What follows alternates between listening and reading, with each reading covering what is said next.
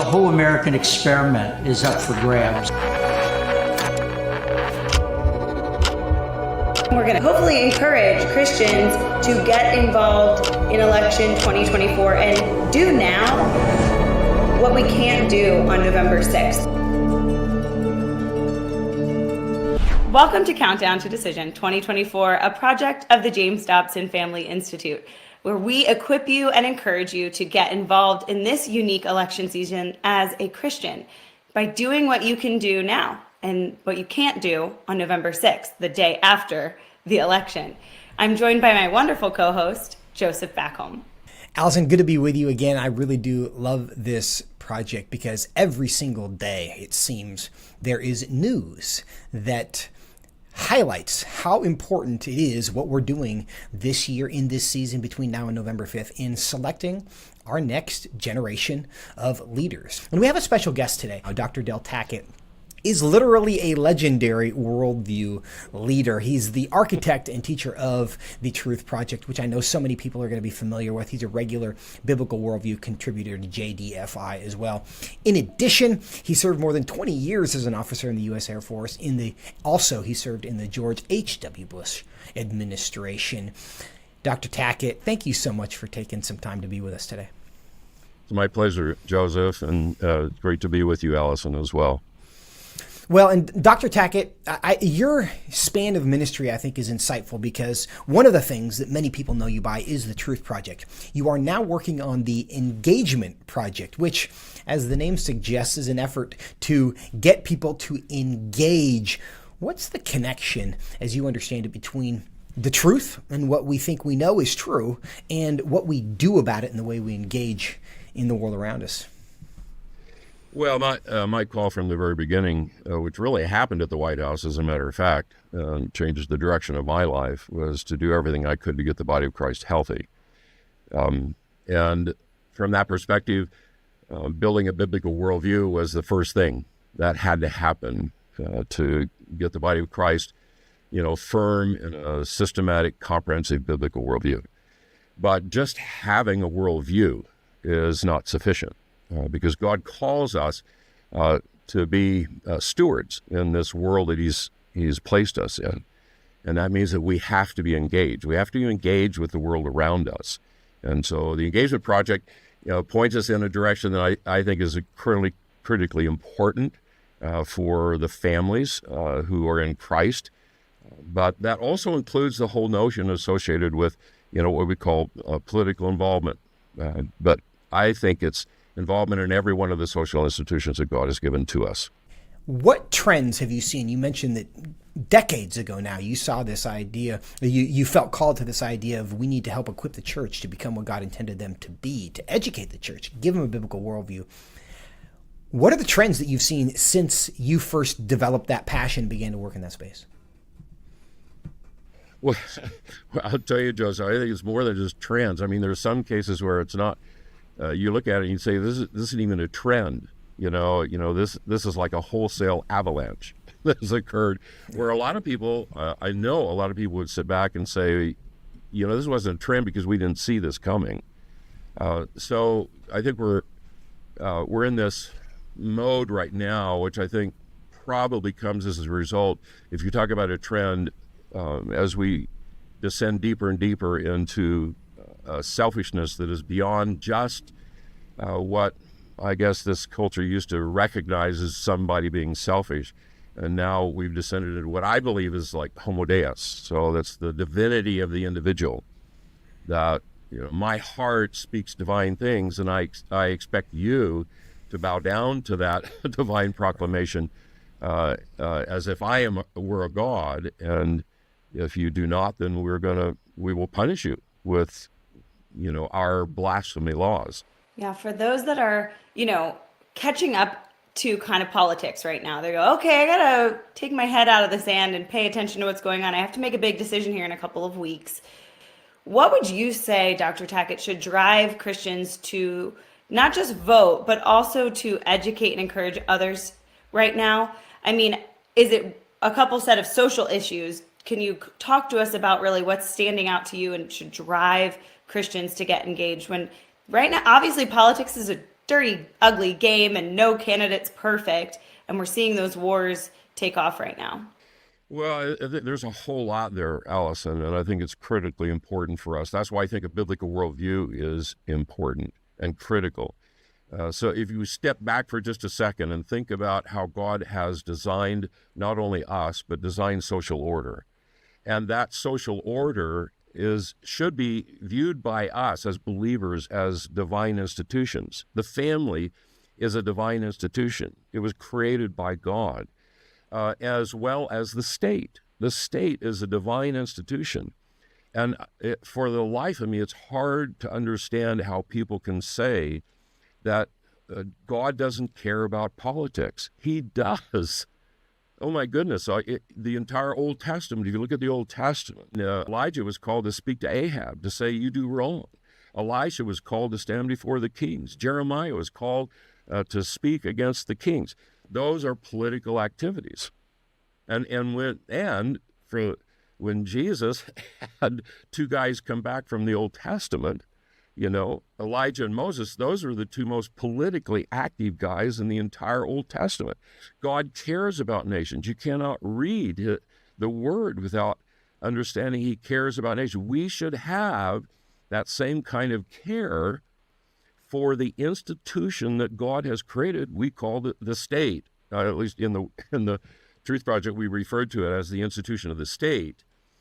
God is the one who has instituted that, and we should have a heart for that. And when it's going astray, we should have not only the heart for it, but the arms and feet to act, to do what we can, to bring, as best we can, the institution back towards God's design. So it's tough for me. And I talk to people who say, God doesn't care about politics. It's hard for me not to drop into a big lecture.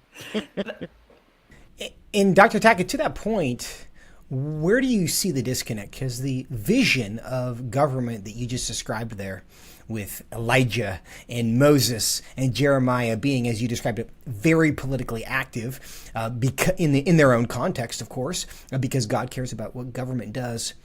Why is that a vision of government and of the state that much of the church doesn't share? Because there's a really strong sentiment that, there's a very clear separation between church and state. Mm-hmm. We don't want to mingle those two. And it's in some case virtuous to just abstain and withdraw from that arena. Where's that difference come from in your mind?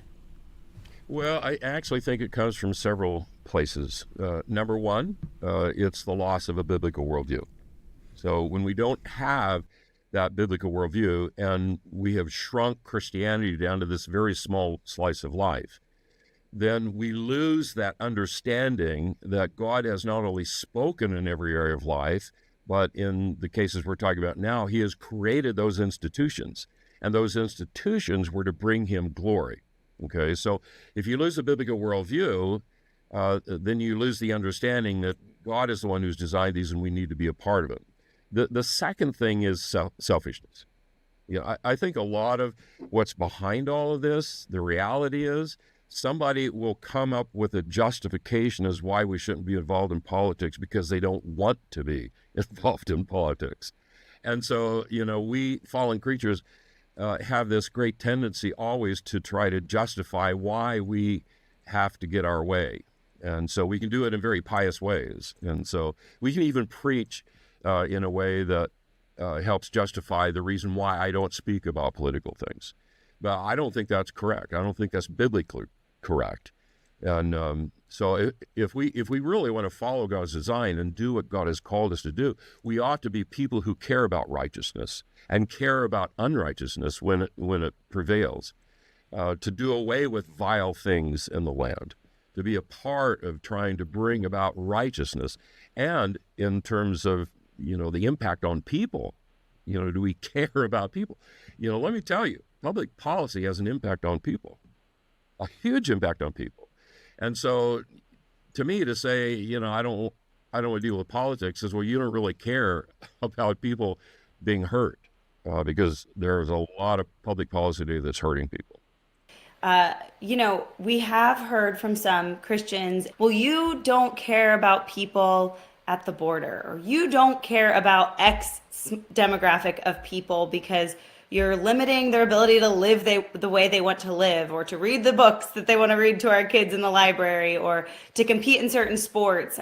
You don't care about the women who are pregnant and they need an abortion to be able to go off and run their business or live out their dreams.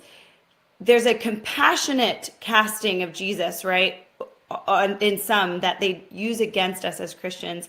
And right now we're seeing on the left use that idea of compassion and joy and fun, and let's not actually look at policies. Let's kind of run off of the vibe. Well, it's a great comment, Alison, because I really believe that the primary ethic that drives our culture today is compassion, but it's a malevolent compassion. And I think that's why it's important for us, not only adults, but for our children. We need to sit down and help our children understand, just because someone uses the word compassion, or maybe you even feel compassion, that does not mean that is a righteous thing.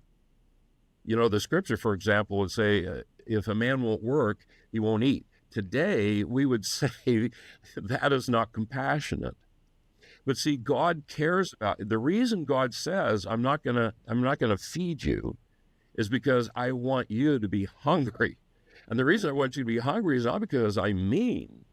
I want you to be hungry because I want that hunger to drive you to do what you need to do that which will be good for you. So we can use compassion. I think it's a demonic thing. I will just say it. It's a demonic thing to pull our culture into thinking that compassion is always the right thing, and it is not. The malevolent compassion that we see happening today doesn't want anybody to be uncomfortable, doesn't want anyone to have to suffer from anything. That is not a biblical pathway for people. It's not a biblical pathway for children. Children need to be trained by adversity. They need to be trained by discipline.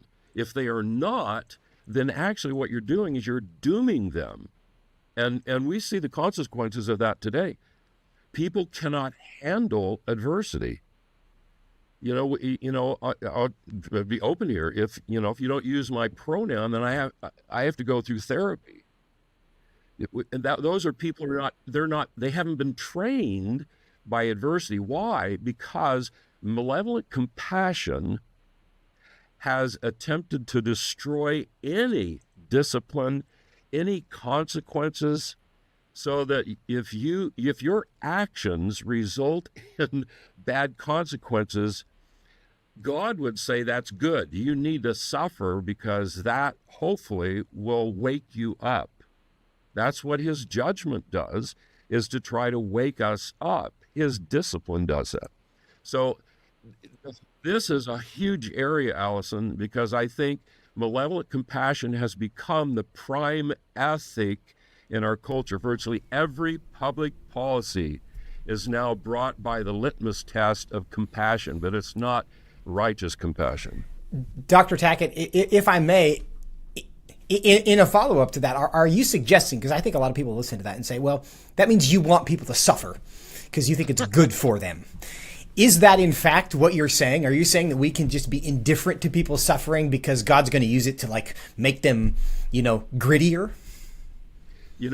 I remember when our firstborn daughter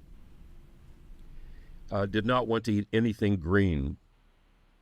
If it was green, she would not eat it. And so my wife and I decided that the best thing for her was to sit in that high chair until she finally decided she was going to eat a green pea or a green bean. Now, someone might say, you enjoy seeing your daughter suffer. And I say, absolutely not. I don't enjoy that. But I do know what is best for her in the long run.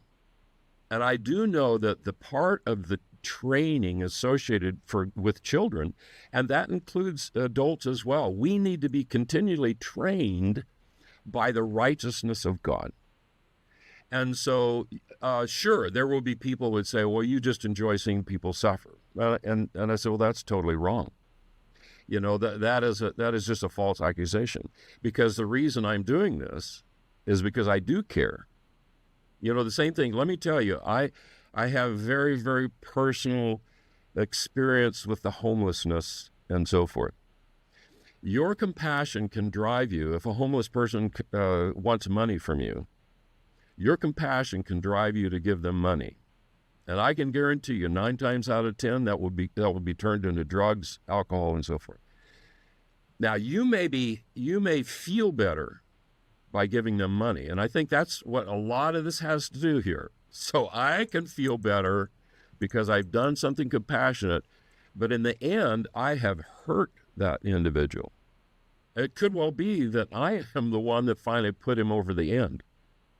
So I agree that accusation can be made. But if we just look around the whole system of life and the training that we go through, I think it's clear that God isn't happy when he disciplines us. He doesn't say, wow, I can't wait to discipline you because he loves to see you suffer. No, God loves us, and he disciplines us. Why?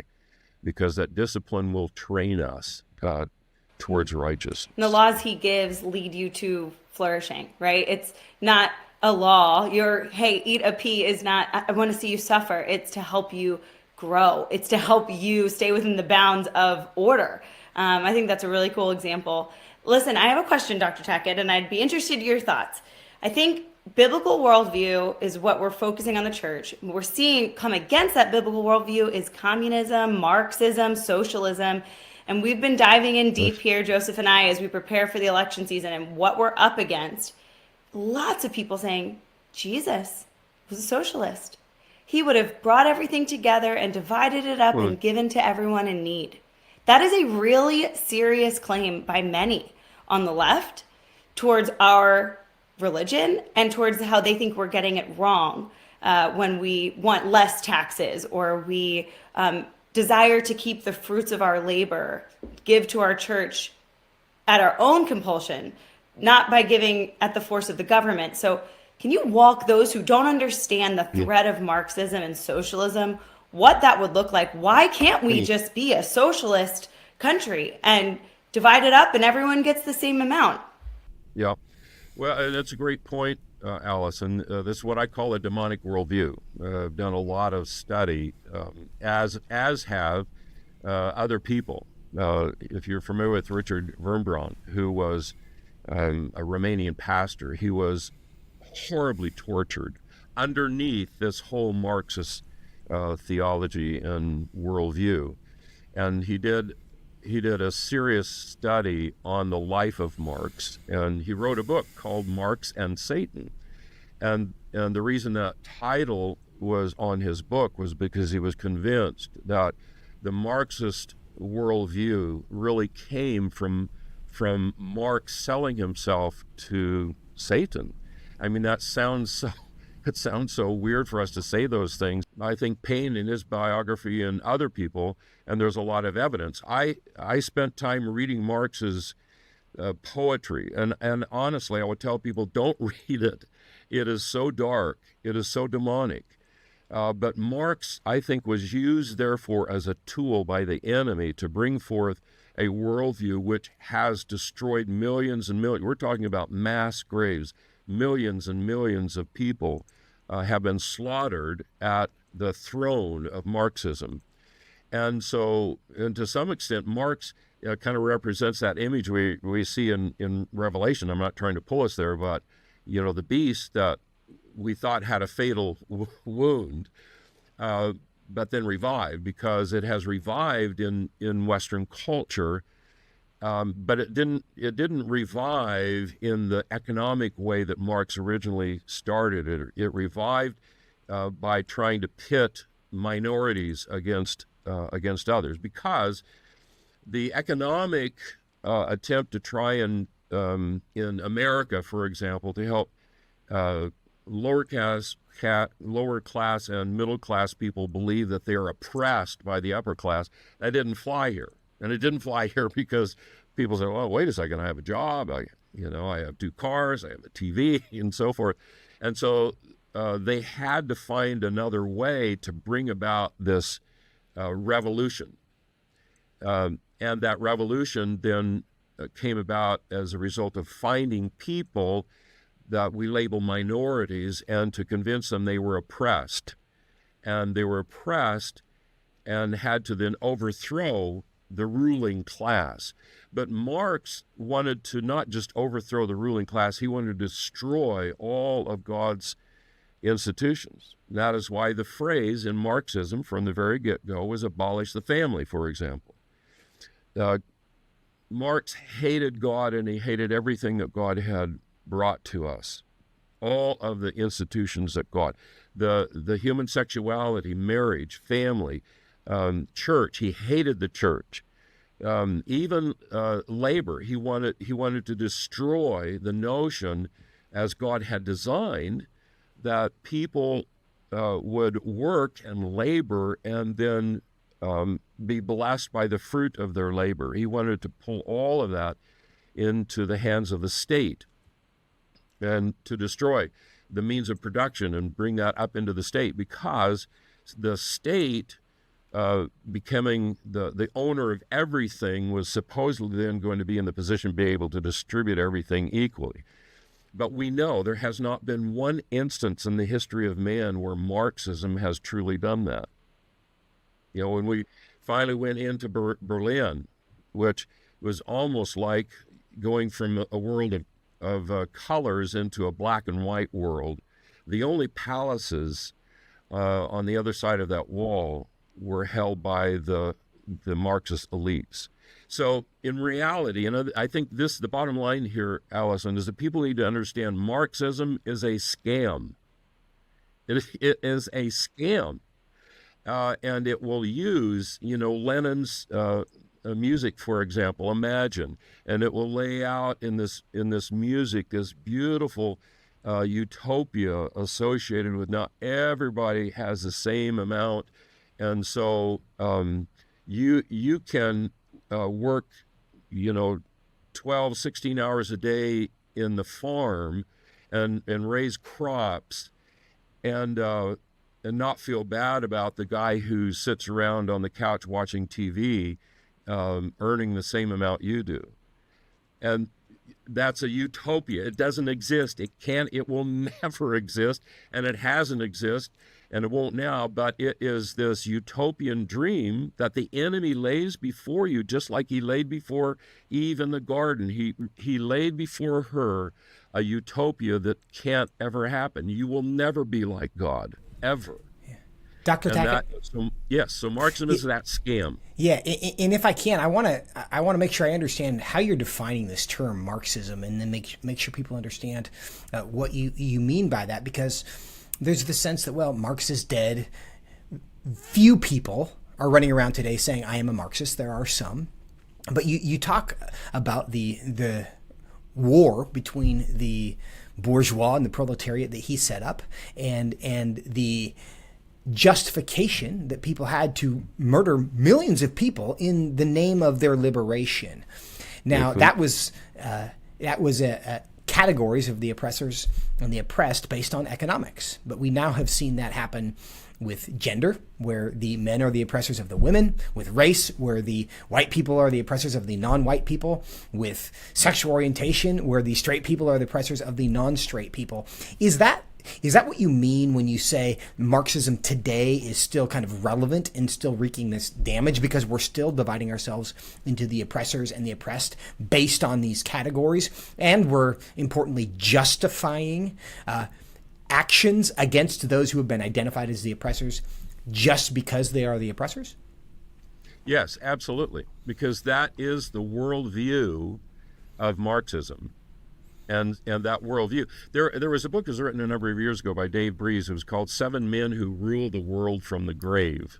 It's a great title because what he is basically saying is, if I can change your worldview, I can rule you way after I'm in the grave. And Marx is one of those. And so is that worldview that it morphs a little bit, but it doesn't matter. It's the same kind of thing, and you articulated it well. what we do now is we search for more and more people who can believe the notion that they are oppressed, and the solution is to destroy their oppressor. And so that's what the rise of the whole intersectionality, where you can kind of grade, how far are you on the scale of being oppressed. So I guess that can then relate to how much anger you should have. But so we seek to find people who are oppressed. So, we have the whole transgender thing, which has arisen quickly to provide a new oppressed class. But we also have now the criminal. So the criminal becomes the oppressed.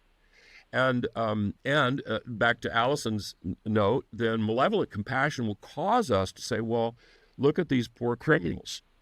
And why are they criminals? They're criminals because of this oppressive society around them. And so this is what's demonic. We switch everything around. So all of a sudden, the criminal becomes the righteous person, and the property owner becomes and the property owner becomes the oppressor.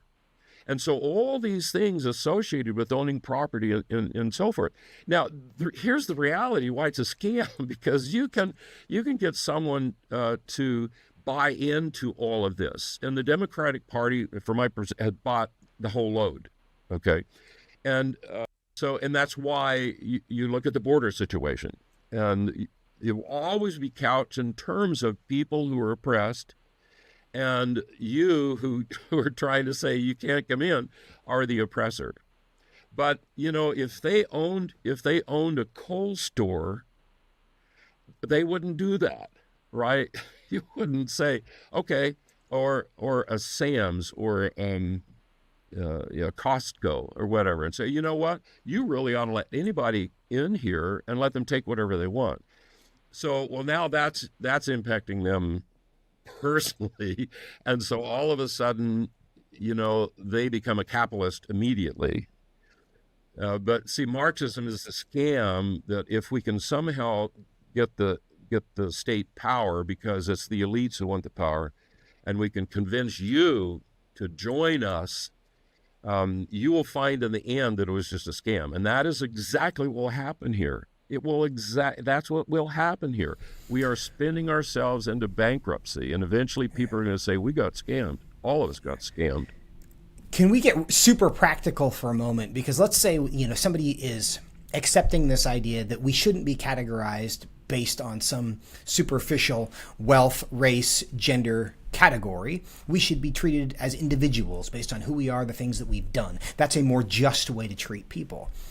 But how do we apply that in the next several weeks when we make voting decisions? How do we recognize the ways in which we're heading the wrong direction, and how do we lend our support so that we're going to build public policy that recognizes each individual as individuals, that treats us as individuals, so we can move away from this kind of class identity politic warfare that you've described so well? Right. And I think it's a good point, Joseph, and my advice to people has been this, and that is that it is very easy to get caught up in the emotions of this political fight, and I think it's unfortunate. We have words that are said that should never be said. We have emotions that are expressed that should never really be expressed. There are a lot of lies. There are so many lies that it is hard to even know where there's truth anymore. And so I basically tell people, look, your decision needs to be based upon what the platform says. I would even say, don't even listen to all of this rhetoric anymore. Just read the platform, because the platform is what will happen. If you go back to Obama, he was interviewed beforehand. The whole issue of what we call traditional marriage and the DOMA Act and all of that stuff. He was, I am going to fight for that. I am for that. And then guess what happened? The platform was what he ran when he was president and lit the White House in rainbow colors. So there's you can listen to the DNC, you can listen to the speeches, you can listen to what the candidate is saying right now, which is so radically different than everything she stood for in the past, and you can maybe say, wow, she's changed, or you can say, okay, maybe this is all just part of this lie that's going on here to get elected. Read the platform, because the platform is going to tell you exactly what this party is going to do. Make your decision based upon that. I think that's really, really wise. Just read the platform. I was just watching the news yesterday. They said, Kamala has never said that she would decriminalize border crossings. And I went, it's in the platform. I just read it the other day. Like, just to know what's in the platform will allow you to be a more empowered voter, and I think a more empowered communicator. Because like you said, Dr. Tackett, it's kind of hard to know, well, who's lying here? He said, she said. But if you can read each platform, you'll know what they are promoting and what's really going to happen once they're in office. We're coming up on the end.